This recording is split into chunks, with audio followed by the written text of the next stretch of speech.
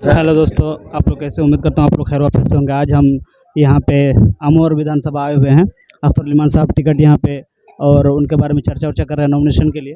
तो यहाँ पे हमारे प्रमुख शाहनवाज साहब भी आए हुए हैं, तो मैं चाहता हूँ कि उनसे थोड़ा सा बातचीत कर लूँ।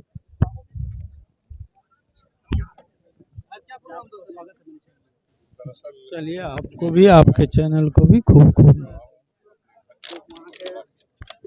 विधानसभा में आपको जनता को, वहाँ की जनता को क्या संदेश देना चाहते आज पहुँचा था मन में नहीं हूँ, इसलिए अमोर बैसा इस वक्त मेरा घर है। कल मैंने रोहटा बैसा में मीटिंग की है, आज अमोर में कर रहा हूँ।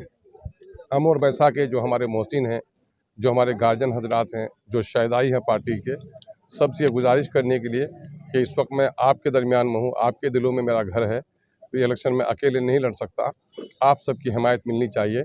यही वजह है कि आज मैं मशवरे की मीटिंग रखा हूँ और कल चूँकि मैं इंशाल्लाह नॉमिनेशन करूँगा जुमा की नमाज के बाद, तो सबको नॉमिनेशन में आने की दावत भी दे रहा हूँ। सर, आप कितनी सीटों पे लड़ रही है? एमआईएम गठबंधन जब किया है तो एमआईएम ने 32 सीटों का ऐलान किया है और भी बढ़ने की संभावना है।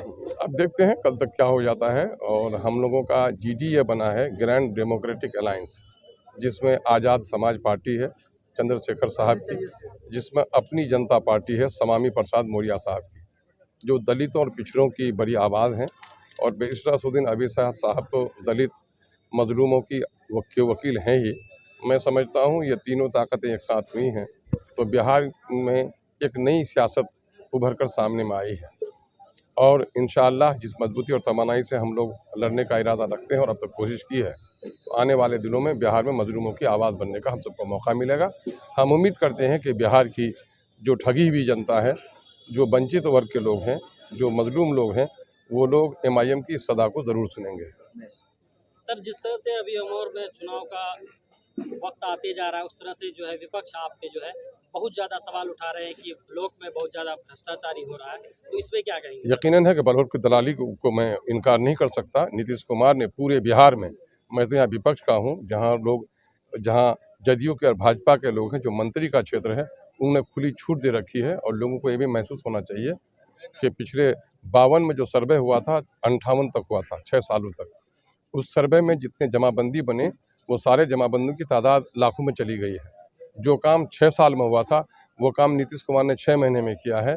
और ऑनलाइन कराने में नाअहल लोगों को उन्होंने ऑनलाइन करने का ठेका दिया, जिसकी वजह से लोगों के खाता में, लोगों के रकबा में, लोगों के नाम में बड़ी गड़बड़ी आ गई है, जिसकी वजह से लुटवा रहे हैं। लेकिन हम लोग बराबर लड़ाई लड़ रहे हैं। जिन लोगों ने भी शिकायत की है, उन पर कार्रवाई करवाया हूँ। सीओ की तनख्वाह 6 महीने तक बंद रही। और यहाँ पर अमीन को सस्पेंड किया गया, नौकरी से भी निकला है बैसा से। यहाँ पर भी अभी है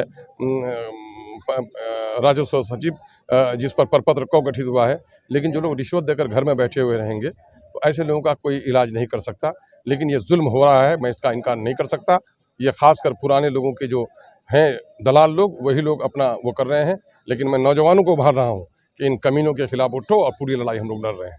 जिन लोगों ने मामला दिया, हम लोग लड़ रहे हैं। जैसे कि सर अभी अमोर विधानसभा क्षेत्र में इंजीनियर फरहान साहब पे जो अभी दुर्घटना घटी है, बहुत ज़्यादा तुल पकड़ रहा है, उस पर क्या? यकीनन है कि जुल्म हुआ है। किसी भी बिजनेस स्टेशन पे इस तरह ग्राहक के साथ, ग्राहक को लक्ष्मी कहते हैं लोग। मैं तो चूंकि अपनी नॉमिनेशन के काम में हूँ, उस कमीने पर कार्रवाई होनी चाहिए। हम लोग कार्रवाई करवाएंगे उस पर। क्या सर एक्शन लेंगे इसमें सर? यकीनन एक्शन लेंगे। उनके कंपनी वाले को लिखेंगे कि ऐसे लोगों को कैसे इन लोगों ने अलॉट किया है डीलरशिप, जो लोगों से लड़े। लोगों को लोग कहते हैं कि साहब हमारा ग्राहक हमारे लिए लक्ष्मी है, और ग्राहक को के साथ ये दुर्व्यवहार किया जाएगा, ये बर्दाश्त नहीं होगा। अमोर विधानसभा के क्षेत्र के लोगों के लिए आप क्या मैसेज देना चाहेंगे? अमर विधानसभा की मैंने 5 साल तक खिदमत की है, और मैंने बड़ी ईमानदाराना खिदमत की है। मैंने सड़क, पुल पुलिया, स्कूल, हॉस्पिटल, कॉलेज और बिल्डिंग दोनों ब्लॉक के मंजूर करवाया है। मैं उम्मीद करता हूं कि अगर एक मौका मुझे दिया गया, तो मैं अमोर बैसा के जो बकिया मसाइल हैं, उसको हल करने की कोशिश करूंगा। और एक सबसे बड़ी बात यह है कि अमोर बैसा के लोग मुबारकबाद के मुस्तहिक हैं कि उन्होंने मुझे साथ दिया। और आज मैं पूरे सीमांचल की हक़ की लड़ाई लड़ रहा हूँ, और पूरे बिहार के मजलूमों की आवाज़ बन रहा हूँ। मैं समझता हूँ कि अपने हक़ की लड़ाई और मजलूमों की आवाज़ बनने में हमारी ज़रूर मदद करेंगे। सर, जो खानदानी कांग्रेस है उसके बारे में क्या कहेंगे? देखो, खानदानी तो होता नहीं। देखो, खानदानी तदबार से तो हम आदम की औलाद हैं। हम मोहम्मदी हैं, इब्राहिमी हैं, यूसुफी हो सकते हैं, कोई नारायणी हो सकते हैं, कोई सनातन धर्म के हो सकते हैं। ये गुलामाना ज़हनियत है जो कहे ये कि मैं खानदानी हूँ। अरे भाई, आपके पास पैसा है तो आप दुकान से नकद सामान अगर खरीदते हैं, तो आप दुकानदार को टोक भी सकते हैं, दुकानदार गलत सामान दे तो छोड़ भी सकते हैं, लेकिन जो बेचारा बकिया खाने वाला है उसको कंकर वाली दाल भी दी जाएगी तो उस बेचारे को खरीदना पड़ेगा, मिलावटी तेल भी उसको लेना पड़ेगा और ख़ानदान पूरा बीमार भी उसका होगा, कुछ भी नहीं कर पाएगा क्योंकि बकिया खोर है वो।